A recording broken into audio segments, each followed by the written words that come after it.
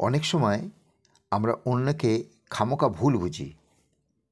অনেক ভুল বোঝাবুঝি আমরা সতর্ক থেকে এড়াতে পারি। এজন্যে সবার আগে দরকার বিশ্বস্ততা অর্জন ও জনসংযোগ। পরিচিত লোকের সঙ্গে দেখা হলে প্রথমেই তার সঙ্গে সৌজন্য বিনিময় করুন। সৌজন্যে আপনি সবাইকে হারিয়ে দিন।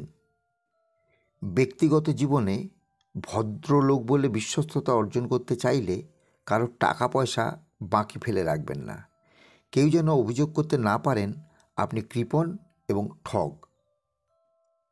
যতখানি সম্ভব সামাজিক অনুষ্ঠানগুলিতে স্বামী স্ত্রী একসঙ্গে যান। কথা দিয়ে কথা রাখুন। হাঁ বা না স্পষ্ট করে বলতে শিখুন। যথাসাধ্য অন্যের উপকার করুন। একজন বন্ধুবৎসল ব্যক্তি হিসাবে বন্ধুর ব্যক্তিগত সমস্যায় সাহায্য করুন।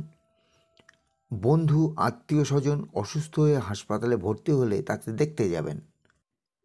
আপনি যদি গরিব হন, বড়লোক বন্ধু ও আত্মীয়দের কাছ থেকে কোনো রকম সাহায্য নেবেন না, বরং পারলে তাদেরকে উপহার দেবেন। পুলিশের সঙ্গে কখনোই বন্ধুত্ব করবেন না। এতে সবচেয়ে ভুল বুঝবে অপরাধীরা। তারা তাদের নিরাপত্তার ব্যাপারে আপনাকেই দায়ী করবে। পুলিশের সঙ্গে ওঠা বসা যাদের, তাদের লোকে ইনফর্মার বলে সন্দেহ করে।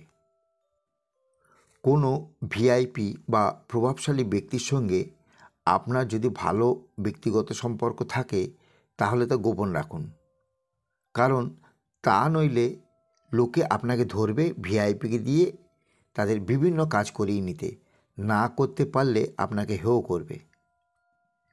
যেসব চাকরিতে ঘুষ পাওয়ার সম্ভাবনা আছে সেই সব চাকরিতে গেলে যদি পয়সা করতে চান করবেন, কিন্তু বদনামের জন্য প্রস্তুত থাকবেন।